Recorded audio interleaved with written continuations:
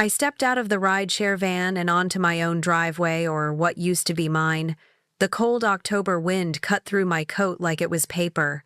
The house looked the same, but wrong. There was a for sale sign planted right in the middle of the lawn. My name wasn't on it. The ceramic frog by the porch where I'd kept the spare key since 1993 was gone. I limped to the front door. No fall wreath, no pumpkins. The porch light was off. There were voices inside, but none I recognized. A man in jeans opened the door, startled. Hi. Can I help you?" I stared at him. "This is my house." He looked behind him, uncomfortable. "We're here for the walkthrough." Agent said the owner wouldn't be around. The word hit like a slap. Owner. I turned, sat slowly on the cold concrete steps and tried to breathe. Just 11 days ago, I was in a hospital bed with a fever of 103 fighting double pneumonia. I had IVs in both arms. My daughter Laura had said, "Focus on resting, Mom. We'll handle everything." Apparently everything meant this. There were strangers in my kitchen now. I heard a woman say, "It gets good afternoon light. We could knock down this wall, open it up." My knees locked. I couldn't move. The furniture I paid for the oak table Frank and I saved up for during our 3rd year of marriage was being measured for replacement. I reached for my phone. No missed calls, no messages. Just a note from Peter, "Glad you're out. We'll catch up soon." Not even a ride home. The porch creaked. The man reappeared. "You okay, ma'am?" he asked, holding a bottle of water. I shook my head. "I'm not sure where I am," I said, and I meant it. He left, probably worried I'd ruin the open house mood. A few minutes later, the door closed. Laughter resumed. I stood and walked to the side gate. The latch was different, new. Inside the trash bins, I saw what they hadn't shown: the buyer's boxes labeled "Mom's Room" and a broken photo frame with my face still behind the glass. The betrayal wasn't loud. It was quiet, efficient. I wasn't in a courtroom, no fights, no yelling, just a neat little plan executed while I was too weak to protest. The van that dropped me off was gone. I sat again, heart pounding. A neighbor walked by with a dog. She waved halfway, then hesitated. Her eyes flicked to the sign, then to me. She didn't stop. I was something to avoid. I wasn't their teacher anymore, their volunteer, their neighbor who baked in winter. I was a problem on the stoop of her own house. I remembered Laura's words when I had first gone into the hospital. "We might need to update some paperwork just in case." In case of what? That I lived. The doorknob turned behind me. Peter stepped out, startled to see me. "Mom, what are you doing here? You should have called." My throat dried. "I came home." He didn't speak, just rubbed his forehead. "We didn't expect you back yet. It's complicated. The buyers are coming back tomorrow. We already started escrow." My mouth opened, but no sound came.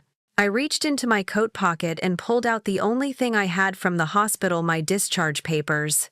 "This says I'm healthy enough to return home, but I guess you already gave it away." He looked genuinely bothered, not guilty, inconvenienced. "It wasn't meant like that," he said. "You were unconscious. We had to make decisions. Laura found that old POA you signed after your hip surgery. You said we could help." Help? I looked past him into the house. The hallway light was different. My books were gone. The living room walls were bare. My bedroom door was shut, a taped X on the handle. It was all gone. I walked back down the steps slowly. Peter called after me. "Where are you going?" I didn't look back. My voice stayed calm. "To find someone who remembers what I built here." The wind pulled at my scarf. I kept walking. Behind me, my home hummed with the voices of people measuring how to erase me. The house wasn't just a structure of bricks and siding. It was 37 years of quiet work, of snow days and Saturday pancakes, of tears in the kitchen and music from the old upright piano. I had chosen the pale yellow paint myself in 1984, even when Frank said white would be easier to maintain. "Let them call us the Daffodil House," I had said. "At least they'll smile when they drive by." And they did, for years. In spring, the front lawn exploded with tulips and hyacinths. In winter, we wrapped the porch columns with garland and twinkle lights. There was a dent in the banister where Peter used to slide down despite my yelling. A burn mark on the living room rug from the first time Laura tried to iron her own dress. I never fixed it. Don't hide the lessons, I had said. Even the ugly ones. Frank and I raised them in that house from diapers to diplomas. He died right there in the downstairs study holding a photo of the kids on his chest. I found him slumped over the chair when he missed dinner. The kettle had boiled dry. I never used that kettle again. I had stayed, even when it hurt. Especially when it hurt. The bedroom smelled like cedar and lilac. I kept his shirts in the closet not because I was holding on, but because they made the room feel full, and when I missed him too much, I'd sit at his desk, run my hand over the grain, and pretend he had just stepped out to fetch the paper. We had worked so hard for that house. Frank taught nights, I corrected essays until my wrists ached. Every spring break while the kids begged for Florida, we used the money to fix the roof, insulate the basement, or repaint the fence. Someday, Frank used to say, this house will be where our grandkids play. But there were no grandkids. Just polite Christmas calls and the occasional birthday card with a preloaded Visa gift card.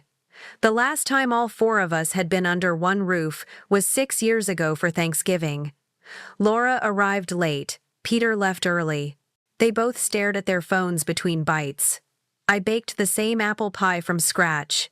No one touched it. After they left, I cut a slice and ate it alone on the back porch. The wind blew out the citronella candle. That was the night I started locking the guest bedroom doors. Still, I kept loving them.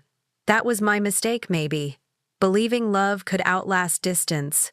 That if I kept the home-ready beds-made pantry stocked old photo albums on the shelf, they'd remember what we built. Instead, they remembered what they could take. The week before my pneumonia, Peter had dropped by. Just 30 minutes. He brought a meatloaf in a foil tray and asked if my signature from 2018 was still valid. What signature? From after your hip surgery. The power of attorney, I had blinked. That was for emergencies. Right, he said, smiling. Just checking. I didn't think much of it then. I was tired. I was just glad he showed up at all. He left the meatloaf in the fridge. I found it expired 3 weeks later. The more I thought about it now, the more it scratched at me. That visit. Laura asking about downsizing. The way they spoke to each other in short, careful bursts, like keeping a secret alive between them. I sat at a bus stop now down the block from what used to be my home and remembered the last birthday I spent there alone. 72. I had baked a cake. Chocolate like Frank loved. I wore the scarf he gave me on our 25th anniversary. I even lit a candle on the slice. I served myself. At midnight, I blew it out. I had made a wish. Not for youth, not for a second chance. I wish they'd see me. The next morning, Laura had called, not to say happy birthday. I think we should consider assisted options, Mom, she had said. You're strong now, but what about in 5 years? 5 years came early. I looked down at my discharge papers again. They felt like a joke. Proof of health for a woman with no home. A woman who once stood at the head of classrooms, who wore pearls to teach Shakespeare, who brought extra sandwiches for kids she knew had none. They used to call me Miss Holloway with respect. Now I was just Margaret. A complication. I reached into my bag and pulled out Frank's old notebook. I had kept it all these years. Inside were lesson plans, pressed flowers, ticket stubs from a 1971 baseball game. And tucked in the back, a copy of a letter he had once written. If anything happens to me, take care of her. Not just legally. Not just financially. Take care of her the way we did everything together. It wasn't notarized. It wasn't a legal document. But it was real. I closed the notebook, clutching it to my chest. And for the first time since the hospital, I didn't feel small. I called Laura first. The phone rang 4 times. Then 5. I was ready to let it go to voicemail when she answered, her voice clipped. Hi, Mom. Can this wait? No, I said, steadying my breath. I stood outside the community library, holding my coat closed. The cold was biting. I just left the house. She sighed. Not soft, not sorry, just long. I saw the sign. Walkthroughs already started. Did no one think to tell me? We didn't know you were being discharged today, Peter said next week. And if I hadn't come home early, would you have told me after it sold? That's not fair, she snapped. You know we've been trying to figure things out. It's been hard. Hard for who? Silence. Laura, that's my home. You emptied it. You put my things in boxes and listed it like some weekend project. You weren't using it, she said. You were in the hospital. We were trying to be practical. You mean convenient. Don't do this. Please. Let's not turn it into drama. That word again. Drama. I had raised them to think, to debate, to write essays with backbone. Now I was reduced to drama. There's a difference between making hard choices and cutting someone out of their life, I said softly. Mom, she said with a forced patience I recognized from her corporate voice. Let's be honest. That house was too much for you. It was mine. Peter and I talked about this for months. You forget things. You don't lock the doors. You burned toast and didn't hear the alarm. I turned toward the parking lot. A mother helped her toddler out of the back seat. He laughed. The sound hit me like wind.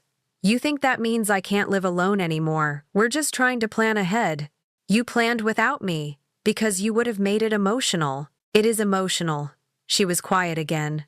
Where am I supposed to go? Laura Peter said. You could stay at the condo temporarily. There's a guest room. A guest room. In the apartment Peter used for clients. Until what you put me on a waiting list for Meadowbrook Assisted, she didn't deny it. I'm not dead, I said. I still remember who I am, who you were. Laura didn't respond. Just said I have to jump into a meeting. We can talk more later. She hung up. I looked down at my hand. It was shaking, not from weakness, from rage too quiet to be heard. Peter picked up on the second ring.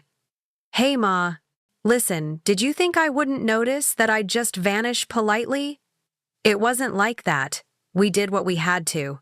No, Peter. You did what you wanted to. He paused. You've been struggling, Mom. It's not safe. The stairs. The meds. It's too much. You're not 20 anymore. I'm not incompetent either. Nobody said that. You didn't have to. I crossed the street and sat on the bench outside the laundromat. The metal was cold, but I stayed. So what now? I asked. You expect me to smile and be grateful. You cleared out my life like a storage unit. It's not about clearing you out. Then what? Tell me what this was. He exhaled through his nose. Look, we didn't grow up poor, but you and Dad made sacrifices. We know that. You always gave everything. And now? We thought maybe it was time for you to let go. Of what? My name on the mailbox. Of the pressure. The illusion that you have to do it all alone. You didn't ask. You decided. Because we knew you wouldn't say yes. Exactly, he added, almost like an afterthought. Besides, we needed the equity. There it was. For what? A new deck, Laura's kitchen remodel, for breathing room. Life's expensive. I stood. So is dignity. He went quiet. You both made choices. Don't pretend it was out of love. I never said that. I nodded slowly. No, you didn't. I hung up. The sky had darkened. I walked back toward the house, not to enter, just to look. A realtor was placing new balloons on the mailbox. She didn't even glance at me. Inside, a family was laughing, their footsteps echoing on what used to be my floorboards. I turned and walked the other direction. I pulled out Frank's notebook from my coat. I opened to the back. The page where he'd written our shared vow in 1977. We build together. We stay or fall together. We don't erase the people who helped us rise. They had, but I wouldn't, not yet. The branch still smelled like copy toner and stale coffee. I had walked through these glass doors dozens of times before, back when I came to deposit Frank's pension checks or set up CDs with a pen that clicked too loudly. Now, I walked in like a stranger. The teller behind the desk looked maybe 22. Her name tag read Lena. She smiled politely as I approached. Hi. I'd like to check on a power of attorney document connected to my account. I believe it was used recently. Her smile faltered just slightly. Let me check. May I have your name and ID, please? I handed over my driver's license. My hands shook a little. She tapped her keyboard. Margaret Holloway. Yes, there was a POA executed a few weeks ago. It was used to authorize a wire transfer related to a property sale. Who signed it? She tilted her screen slightly, then hesitated. It lists Peter Holloway as the agent. It references a POA dated 2018, signed by you. That was when I had just come out of hip surgery. I could barely hold a pen. Can you print me a copy of that document? She hesitated again. Technically, it's on file, and you're the principal, so yes. Give me one moment. She stood and walked to the back. I waited, heart-pounding eyes darting to the camera in the corner. A man nearby filled out a deposit slip, humming under his breath. Lena returned a few minutes later with a printed document stapled. I took it with both hands and sat on the bench near the window. I remembered that day. Laura brought me a milkshake and 2 forms. Sign here just in case, she had said. My signature was on the bottom, wobbly, weak, barely legible. I flipped the page. There were boxes checked. Clauses authorizing financial transactions, property transfers, even account access. No notary stamp. I looked up. Lena, was this version ever recertified or updated in 2021? She shook her head. No, ma'am. This is the only version on file. I nodded slowly. My throat tightened. Do you know what was transferred?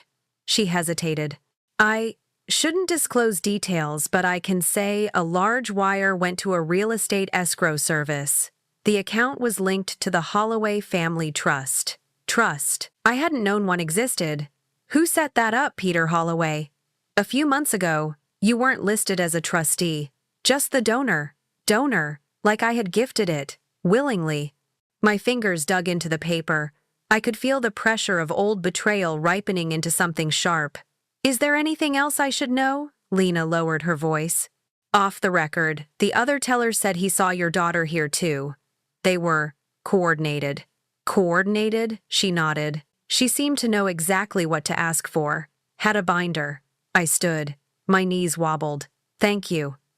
Are you okay, Miss Holloway? I looked at her. Young, alert, still fresh with trust in people. No, I said, but I will be. I left the bank with the papers pressed against my chest like a shield. On the sidewalk, the wind had picked up. I sat on a bench and unfolded the document again. The signature looked like mine, but it wasn't me. It was a ghost version of myself. Drugged, numb, trusting. And they had used it. The same hand that held their heads when they cried now signed away her own home. I thought of Frank. He would have flipped the kitchen table if he knew. Or maybe not. Maybe he would have just stared like he used to when disappointed, the quiet of his anger louder than any yell. I closed my eyes. I wasn't dead. I wasn't done. I took the papers, folded them neatly, and slipped them into Frank's old notebook. Then I opened a fresh page. Wrote a single sentence. They used my trust as a weapon. Now I will use the truth. I would find out what else they had touched. How deep the betrayal ran, because they hadn't just sold the house. They had sold my name. The next morning, I walked to the coffee shop 2 blocks from the bank. It used to be called Leo's Coop. Now it was a chain with white tiles and overpriced lattes. Still, I hoped to see familiar faces.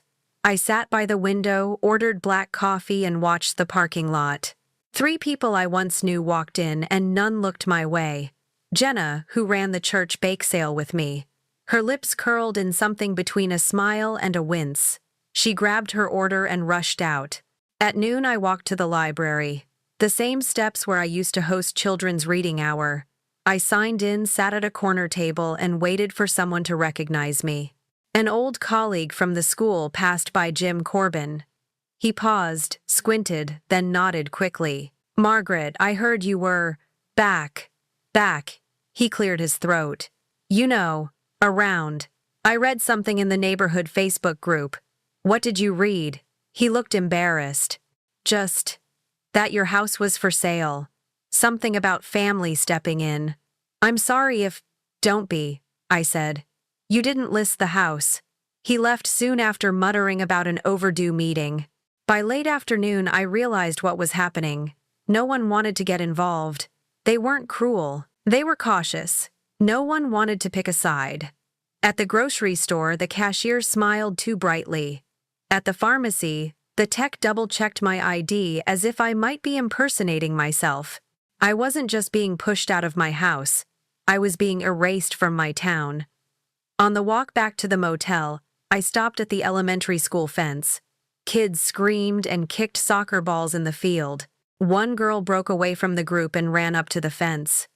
"Miss Holloway?" I blinked. "It's me, Tori. You helped me with reading last year." Her hair was longer now, her smile the same. "I remember. The dog book." She giggled. "The one where the dog talks. I read it again last week. Faster this time." I crouched near the fence. "You still drawing?" She nodded. "My mom says I'm getting good. We made cards at the hospital last month." "Which hospital?" "Riverside. The kids' wing." "I saw your picture on a board. You were listed as a volunteer." "They said you hadn't come in a while. I got sick. I'm glad you're better." She reached through the fence and squeezed my hand. It was the first human touch I'd felt in days. "Will you come back to reading hour?" she asked. I swallowed. "Not yet, but soon. Promise." I nodded. "Promise." She ran back to the field. I sat on the curb after she left. I opened Frank's notebook and wrote, "Not everyone forgets, but most do." I spent the evening calling numbers from my address book. 2 were disconnected. 1 went to voicemail. The 4th picked up. "My old friend, Myra." "Margaret," she said, guarded. "I heard things got messy." They did. I just needed to hear a familiar voice. She sighed. "You know how people talk. It's hard to know what to believe. You can believe me. My own children signed me away. Maybe they thought it was best. You were in the hospital. That doesn't make it right. It doesn't make it easy either." I waited. "Myra, are we still friends?" A pause. "I think I need time." The call ended. I closed the notebook. Outside, a boy rode by on a bike with playing cards clipped to the spokes. The flapping sounded like a sputtering engine. He didn't notice me. No one did. I was background now. But not to Tori. That night I bought a fresh legal pad from the drugstore. I drew 2 columns. Left side, what they took. Right side, what I still had. They took the house. They took my accounts. They took my photos, my furniture, my place at the table. But I still had my memory. I still had my name. And one girl still called me Miss Holloway with joy in her voice. I tapped the pen against the page. Then I wrote a title, Reclamation. It would start small, but it would start. The invitation never came. But I saw the event on Peter's social media. A smiling flyer. "Come celebrate Peter Holloway's 42nd, family and friends. Welcome, family." I stood outside the restaurant in a navy cardigan I hadn't worn since Frank's retirement dinner. A soft chill bit the March air. I pressed my palms flat to smooth the lines on my skirt. Through the glass I saw the table. Laura in a red blouse laughing. Peter at the head raising a glass. I walked in. The hostess blinked. "Do you have a reservation? I'm with the Holloway party." She scanned her list, hesitating. "Are you Margaret?" "Yes." A pause. Then, "This way." She led me past 2 full tables weaving through soft jazz and silverware clinks. When I approached, the laughter dipped into murmurs. "Mom," Peter said flatly. Laura's smile dimmed. She nodded once. "Margaret, you're here." "Of course. It's my son's birthday." No one offered a hug. No one moved to make space. The hostess pulled a chair from the side buffet and placed it at the corner 1 seat away from the main cluster. I sat, alone, angled toward a potted plant. "Would you like a drink, ma'am?" the server asked. "Just water." Across the table, Peter joked with his coworkers. One of them glanced at me and whispered something. Laura leaned toward a woman I didn't recognize. "She's been struggling a bit lately." "I can hear you," I said softly. Laura blinked. "I didn't mean anything by it." "Then why say it at all?" A silence fell. Forks resumed clinking. The server placed a burger in front of me. "I didn't order this." It was pre-ordered for the group, he said. Laura smiled thinly. We figured it'd be easier.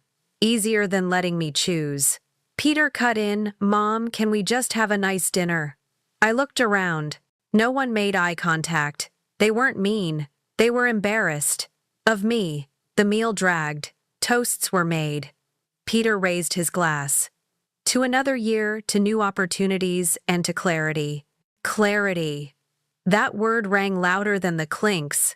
I lifted my water, to remembering who helped you get here. Laura cleared her throat.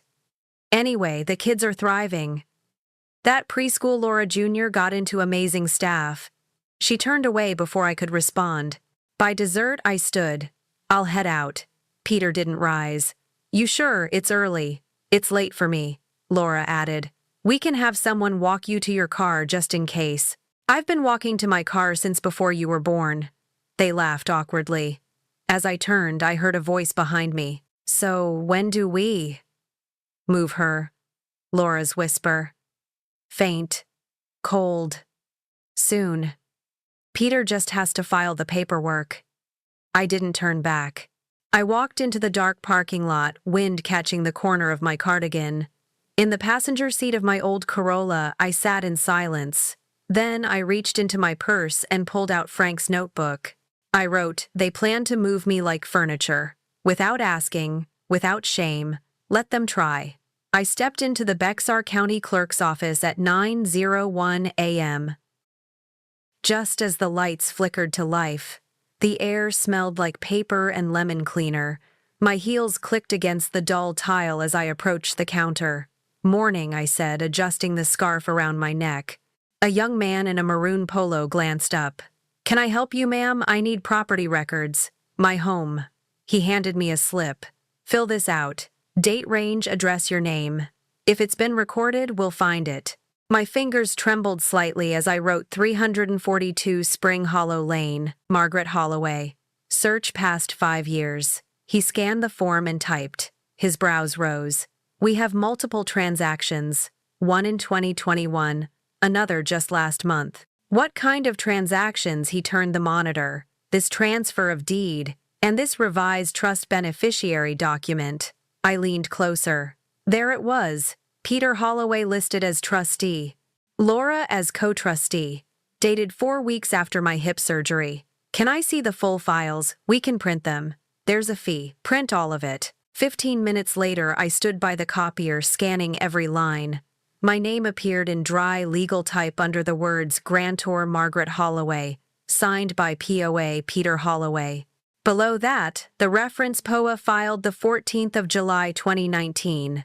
Valid until the 14th of July 2020. The ink blurred for a second. I blinked hard. The document was expired. They used a dead signature. I flipped to the notarization page. The witness wasn't even hospital staff, it was Laura's old college roommate. I remembered her vaguely. She made margaritas at a barbecue once.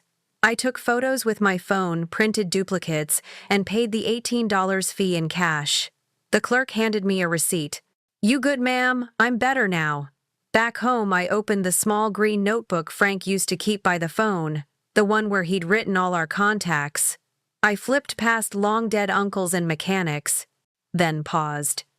Benjamin Tran, 3rd period English 2002, lawyer now, civil law. He'd sent a Christmas card last year with a photo of his wife and 2 toddlers. On the back was a return address, San Antonio TX. I found him online in less than 10 minutes. Tran and Miles Legal Solutions, Probate and Estate Law. The receptionist answered on the second ring. Tran and Miles, this is Elise. Can I speak with Benjamin Tran? He's with a client. Can I take a message? Tell him Margaret Holloway called. I was his teacher once. It's urgent. He called back within the hour. Mrs. Holloway, is that really you? It is, Ben. I hope you still remember your grammar lessons. He chuckled. Every time I draft a clause, I hear your voice, comma, before conjunction in compound sentences. I need your help.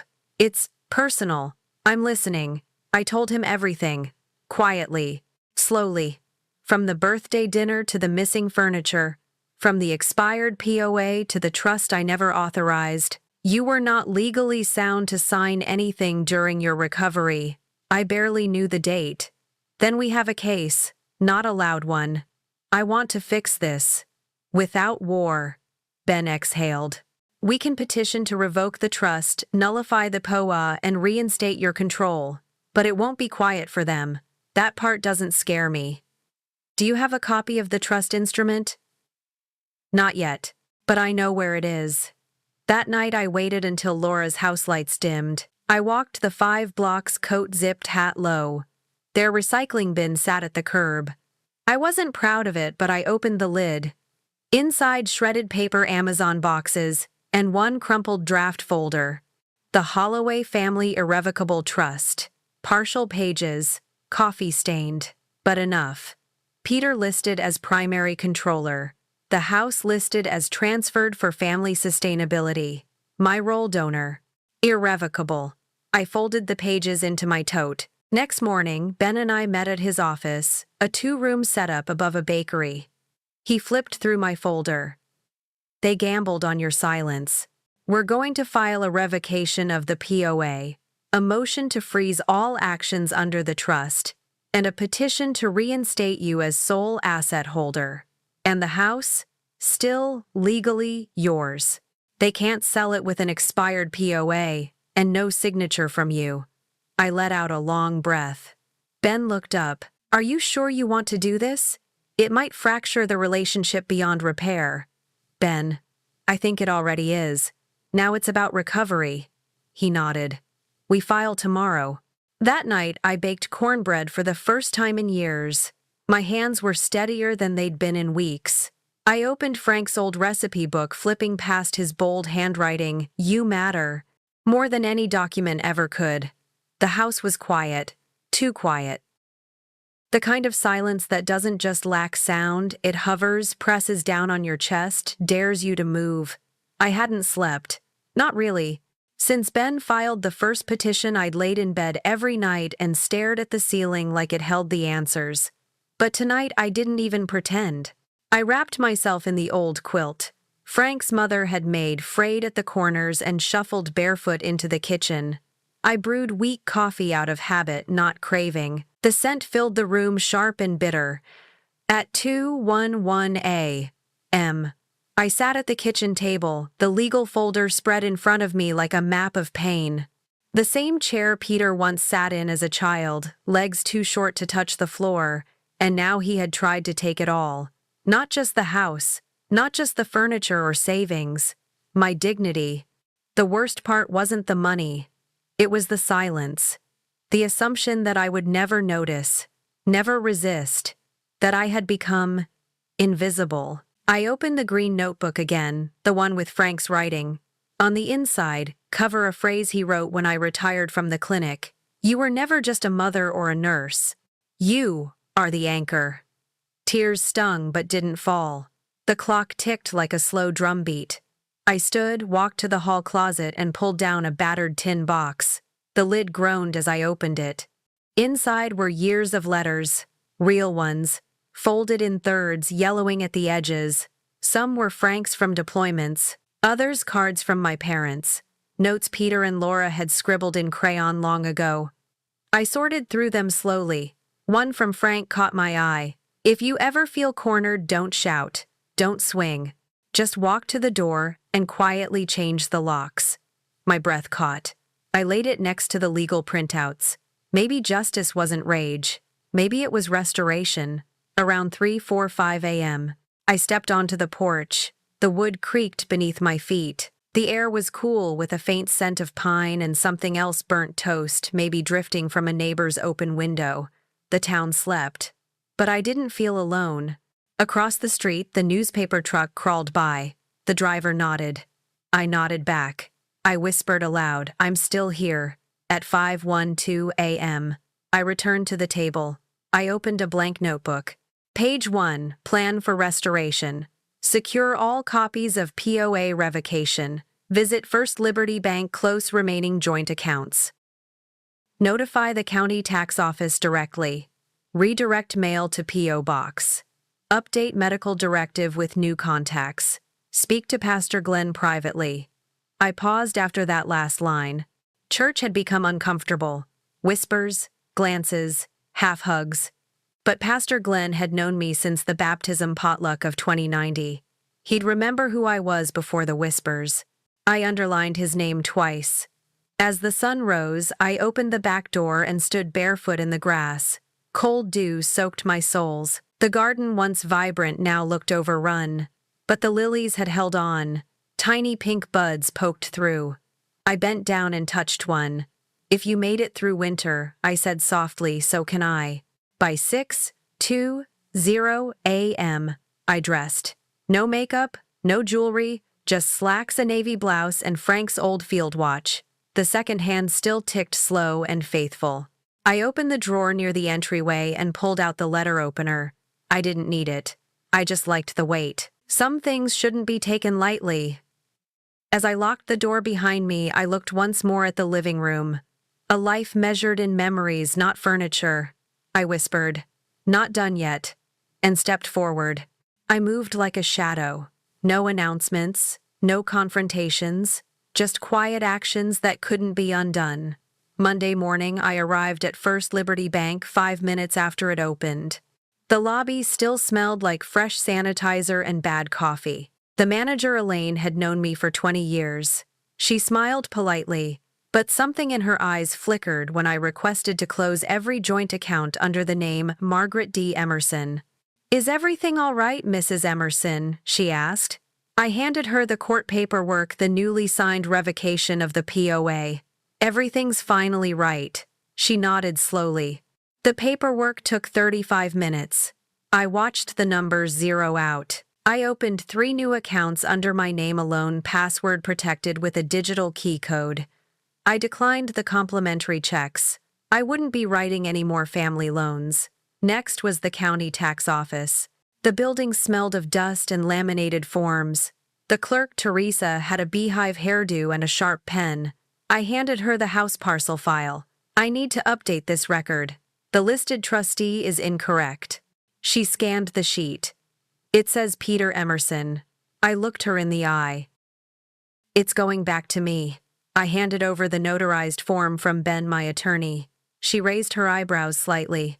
"Smart move, ma'am," she said. By Thursday, I had changed the locks on the house. The locksmith didn't ask questions. He was young, tattooed, and efficient. When he finished, he handed me a small zip bag of 4 new brass keys. "You want to keep the old set?" he asked. I shook my head. "Melt them." I called the post office next. Rerouted everything to a P.O. box across town. I watched the clerk stamp my forwarding slip with firm pressure. It felt like erasing a trail of breadcrumbs. Friday, I visited the church office. Pastor Glenn welcomed me in.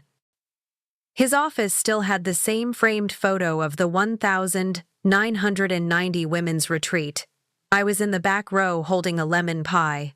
"Margaret," he said, standing. "Good to see you." I handed him a sealed envelope. "Just updating my contact sheet. New P.O. box, new emergency contacts." He opened it. Saw the names crossed out. "Peter and Laura?" he asked gently. I didn't blink. "We're going through a pruning season." He nodded slowly. "Anything you need from us, only prayers," I said. I returned home and sat in the garden. Birdsong fluttered overhead. The lilies had opened. The bench beneath me was still damp from dew. I took out my notebook. Wrote a single line. "They don't know I'm rebuilding because they never watched me build the first time." Saturday, I stood inside the guest bedroom. It had once been Peter's room, NASCAR posters, a lava lamp, a window that rattled in thunderstorms. Now it was filled with boxes labeled Peter's tax forms and Laura's keepsakes. I opened one. A stack of old photo albums sat beside an envelope marked "Do Not Touch." I touched it. Inside, a copy of the will. The draft Frank and I had made in 2009, and a post-it in Laura's handwriting. "Once she goes into care, sell the property immediately." I sat down on the bed, let the silence settle. They weren't planning a visit. They were planning an exit. By Sunday, the house no longer felt like a museum of grief. It felt like mine again. I lit a candle in the living room, lavender Frank's favorite, and stood at the mantel. I removed every photo frame with their faces. I didn't smash them, just stored them. I would keep the past, but it would no longer keep me. In the kitchen, I brewed tea. Chamomile. The steam curled upward like a ribbon. I whispered aloud. Let them wonder. Let them realize when it's too late. I am not gone. I just went quiet. They came back on a Sunday. The sound of Laura's Lexus crunching into the driveway didn't make me flinch. I had baked a peach cobbler that morning. The scent still clung to the kitchen. Frank used to say cobbler softened the sharpest memories. From my seat at the breakfast table, I watched the front door knob jiggle, then rattle harder, then stop. Peter's voice. Mom, did you change the locks? I stood slowly. Let the silence stretch. Then opened the front door. Just a crack. Peter looked older than I remembered. Or maybe just smaller. Laura stood behind him, face flushed. Her nails were manicured. Her suitcase wheels left twin grooves in the driveway. What's going on? She asked sharply. The key doesn't work. I opened the door wider, still blocking it with my body. You don't live here, I said calmly. Peter blinked. It's our family home. It was my home, and it still is. Legally, financially, and spiritually. He tried to laugh, but it caught in his throat. We have a trust. You signed it. I stepped aside, revealing the thick file folder on the entry table. This is a notarized revocation of that trust, I said. This is the court order invalidating the POA. And this I held up a fresh title deed is the reinstated ownership of the house with your names removed. Laura took a step forward. You can't just, I can. I did. And I have copies filed with the county. I handed her a manila envelope. Inside were duplicates of every page. Peter looked dazed. We were only trying to make sure you were safe. You weren't here when I almost died, I replied. You were on a cruise. The silence between us thickened. Laura crossed her arms. We have nowhere to stay tonight. There's a motel off Route 6. The manager's kind. I called ahead. They stared at me. Not in shock, in disbelief. Because I had not yelled. Because I had not cried. Because I had simply removed them with the same silence they used to erase me. Peter lowered his voice. Why would you do this to your own son? I met his gaze.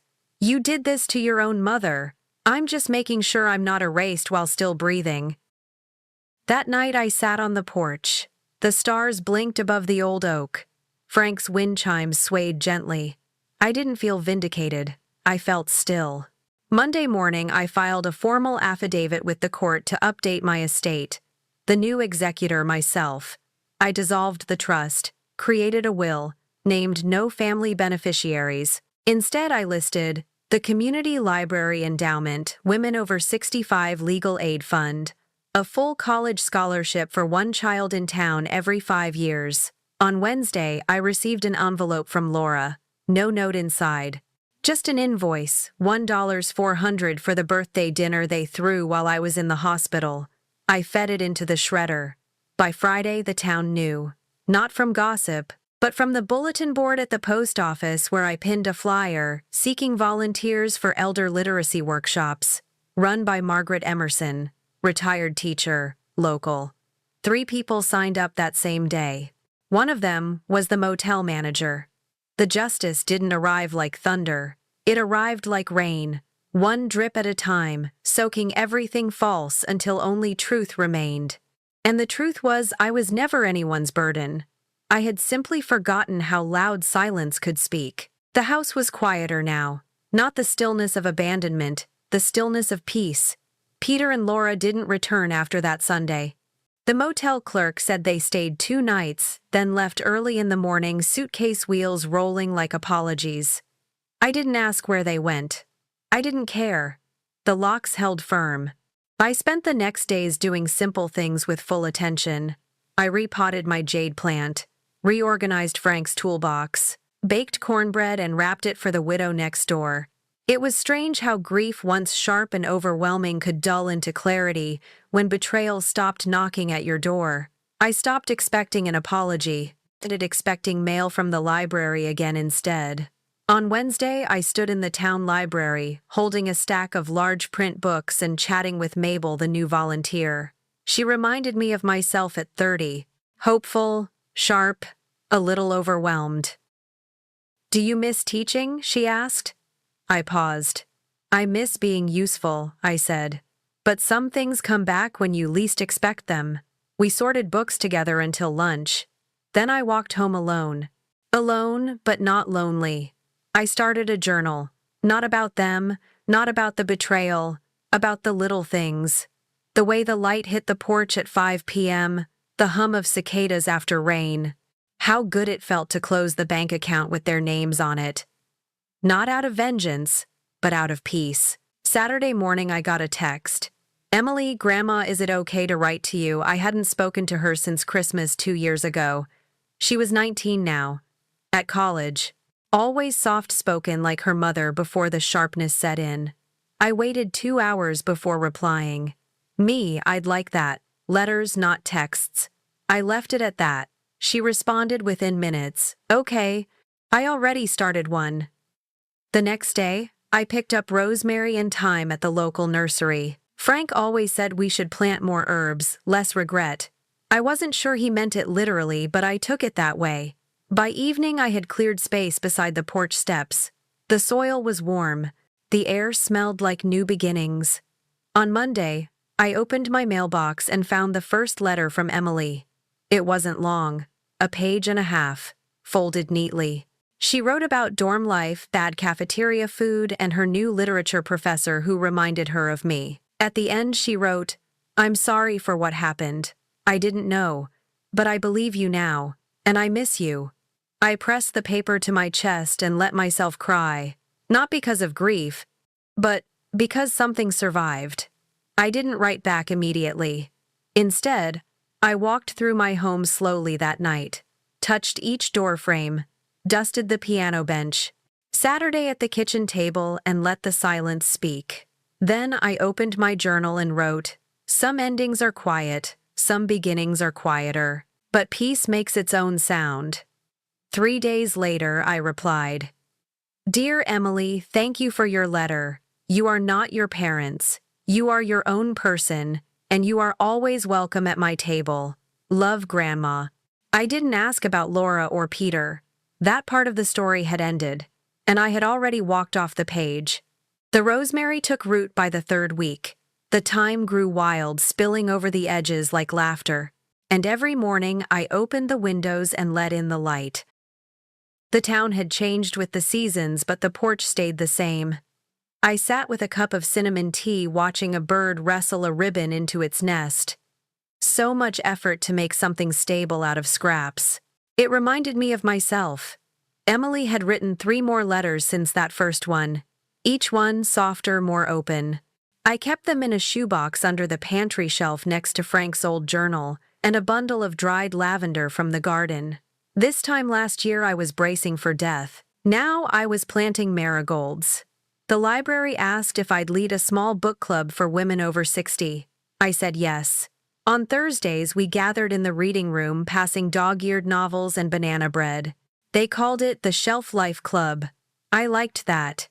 Eleanor Roosevelt said, "Women are like tea bags. You never know how strong they are until they're in hot water." We read that line aloud and laughed until we cried.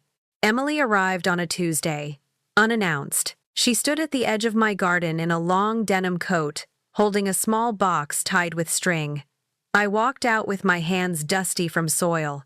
We didn't hug, just stood there a moment letting the air speak first. Then she handed me the box. Inside was a single photo, me and her at the county fair years ago. I'd forgotten that day. I never wanted to forget again. I made tea. She peeled an orange, the scent blooming in the kitchen. We didn't speak of Laura. Didn't need to. Some silences are sacred. That night, Emily stayed in the guest room. She left the window cracked. I heard her laugh softly at something on her phone, a sound I hadn't heard in years. I didn't need her to move in, just to remember the way back. In the morning, we walked the garden path. She asked about each plant like it was a person. "What's that one, sage?" I said. "Good for clarity." She touched its leaves gently. We didn't say much more, but something softened between us, like time spilling over stone. In April, I filed paperwork to create a local scholarship in Frank's name for returning adult students, especially women. I called it the quiet route, because sometimes strength isn't loud. It grows underground, steady. I left one last thing for Emily, a letter, folded 3 times, tucked into a seed packet of wildflowers. Whatever grows, let it grow freely. Don't ask it to explain itself. She found it as she packed to leave. We didn't cry. We smiled. And that was enough. I spent that evening back on the porch. The sun leaned low, birds quiet. I opened my journal and wrote, "This is not the end, just the start of something that doesn't need fixing." Frank would have liked that. So would I. Have you ever started over after 65, not to survive, but to finally live? Share your story. You're not alone.